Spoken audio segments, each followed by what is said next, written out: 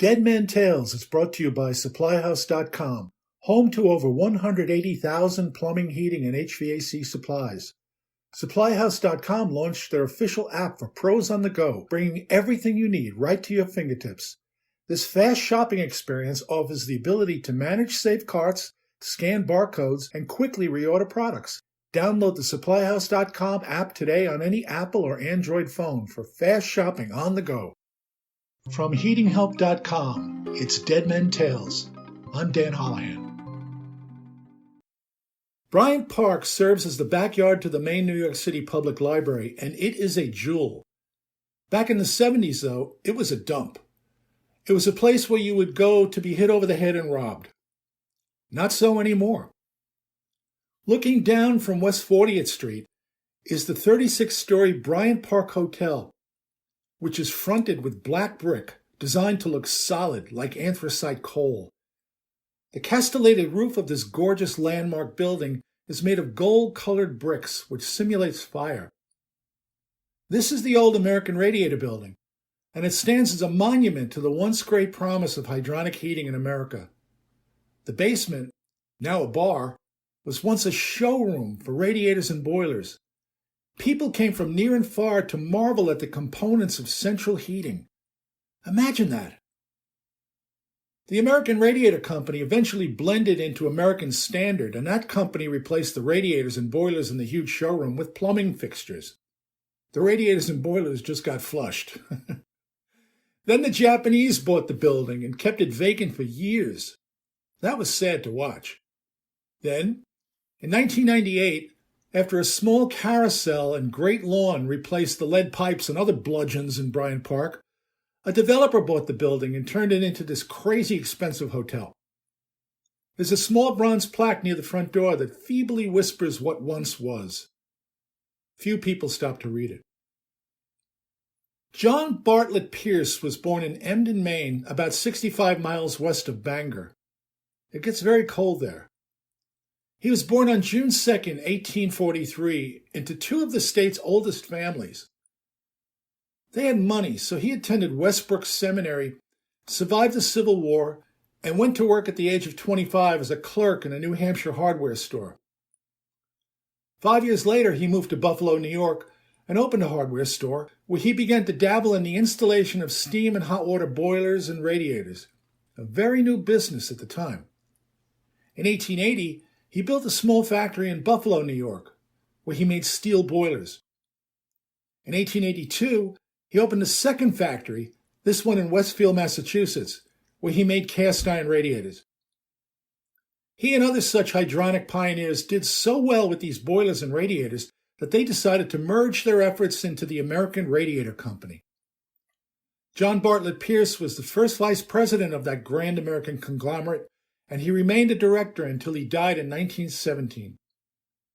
A few years ago, when I was entering the semifinals of life, someone told me that every carousel has a lead horse, and that you could always find it if you look carefully for the horse with the blue ribbon or the floral wreath, or something else that's different from all the other horses, something special. This news astonished me at the time and has delighted me ever since. There truly is a lead horse on every carousel, and my only regret is that I didn't have this knowledge when our 4 daughters were children. So it's good to have grandchildren. I was sitting in Bryant Park watching the parents putting their kids on that tiny gem of a carousel, and I mentioned to some of them about the lead horse. It's the white one over there. You can't miss it. The parents and their children were as delighted as I was. As the kids rode, I told some of the moms and dads about the American Radiator Building, which is right there across the street.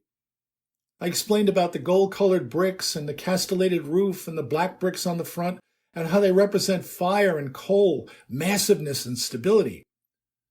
Oh, really, they'd say, and then turn away as quickly as possible. Who says New Yorkers aren't friendly?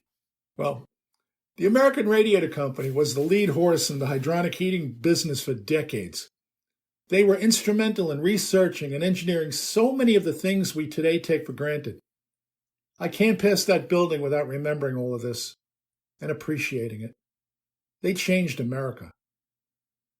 In his will, John Bartlett Pierce left $1 million in company stock to 400 of his employees who had demonstrated keen business ability, combined with a fine sense of honor, a high quality of integrity, and a conscientious and loyal devotion to the performance of duty. That's nice, isn't it? The rest of his estate, which was considerable, established the John B. Pierce Foundation, whose object shall be the promotion of research, educational, technical, or scientific work in the general field of heating, ventilating, and sanitation for the increase of knowledge to the end that the general hygiene and comfort of human beings and their habitations may be advanced. Aren't those words wonderful? That mission statement? The author of the Pierce Memorial brochure wrote, "Within a decade, we shall all better appreciate the vision and scope of this remarkable, affectionately conceived plan of Mr. Pierce's for the broad and general advancement of the whole heating and ventilating industry." Isn't that great?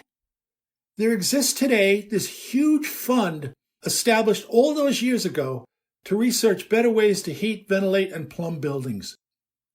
So if we ever wanted to, say, figure out whether a building with a radiant hydronic heating system provides more comfort than, say, a building heater with a furnace, we should be able to go to the John B. Pierce Foundation and get the money to do that research. Isn't that fabulous? I got so excited when I learned about this that I went scrambling after the foundation. Hey, I've sat through enough blah, blah, blah at association meetings over the years where someone always stands up and cries the blues about the research we could be doing if we only had the money, blah, blah, blah. So I went looking for it, and I found it. I read the mission statement on their website and learned that the mission was, are you ready?